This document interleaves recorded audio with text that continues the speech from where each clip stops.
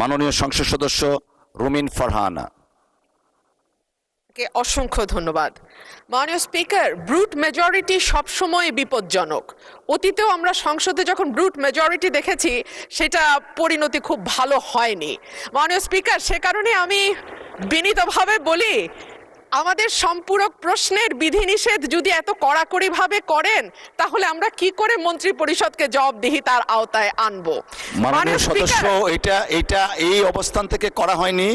We are abide by the rules and regulations of the parliamentary procedure, and I am hereby to declare that I cannot go beyond the procedure. I understand মাননীয় speaker, কিন্তু তারপরেও একটু যদি উদার হই তাহলে বোধহয় ভালো হয়।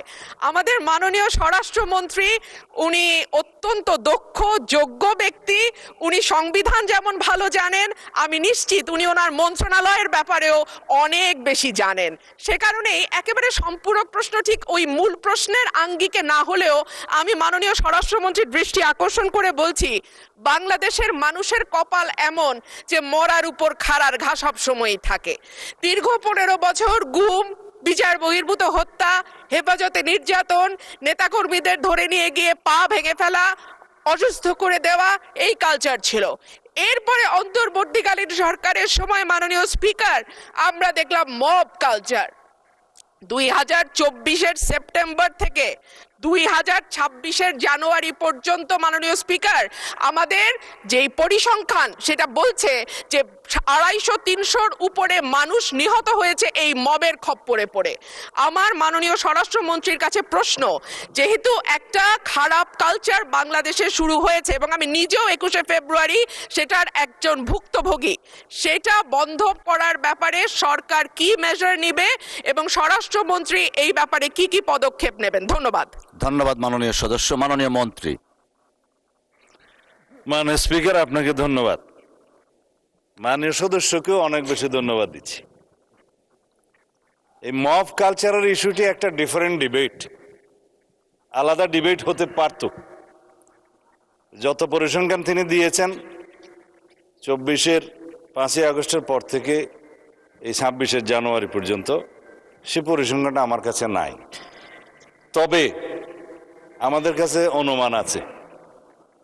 আমরা সরকারের দায়িত্ব পেয়েছি, আমি এটা ক্ষমতা বলতে চাই না, আমরা এই রেসপন্সিবিলিটিটা পেয়েছি।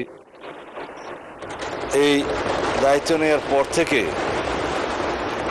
আজকে আমরা প্রায় 45 দিনও এখনো হয় নাই, 1.5 মাস হয় নাই। এর মধ্যে ঠিক মব নয়, মবের মতো, কারণ এখানে ডেফিনিশন আলাদা করতে হবে। কোনটা গাইবান্ধার পলাশবাড়িতে থানায় গিয়ে হামলা, সেটা কি মব হবে? নাকি কোনটা 21শে ফেব্রুয়ারিতে মাননীয় সদস্যের উপরে হামলা হয়েছে, সেটা কি মব হবে? নাকি উত্তরা একটা বিজনেস সেন্টার, উত্তরা স্কোয়ার সম্ভবত নাম, সেখানে ঘেরাও করে দোকানপাট ভঙ্গ করেছে, সেটা কি মব হবে? সব কিছুকে মব বলা ঠিক হবে না।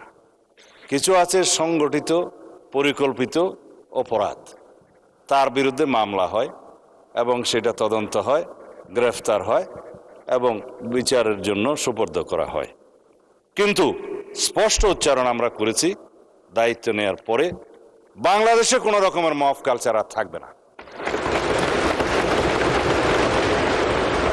রাস্তাতে যে কোনো দাবি নিয়ে মহাসড়ক সড়ক অবরোধ করে দাবি আদায়ের যে প্রবণতা ইন্টারিম গভর্নমেন্টের সময় দেখা গিয়েছে, ক্ষেত্র বিশেষে সেই গভর্নমেন্টের দুর্বলতার কারণে ইন্সপায়ার্ড হয়েছে, সেটাকে আমরা আর কখনো অ্যালাউ করব না। গণতান্ত্রিক প্রক্রিয়া হিসেবে দাবি থাকবে, সেই দাবির জন্য সংশ্লিষ্ট কর্তৃপক্ষের কাছে, মন্ত্রণালয়ের কাছে, ডিপার্টমেন্টের কাছে অবশ্যই দাবিনামা স্মারকলিপি দেয়া যাবে।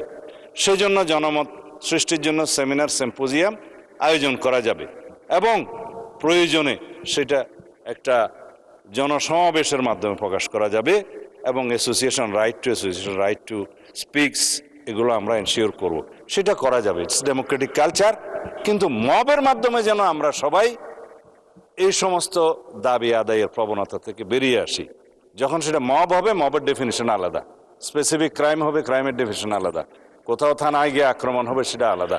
আমি এই প্রসঙ্গটা এখানে তুলছি না, কারণ এটা একটা রাজনৈতিক বক্তব্য তখন হয়ে যাবে।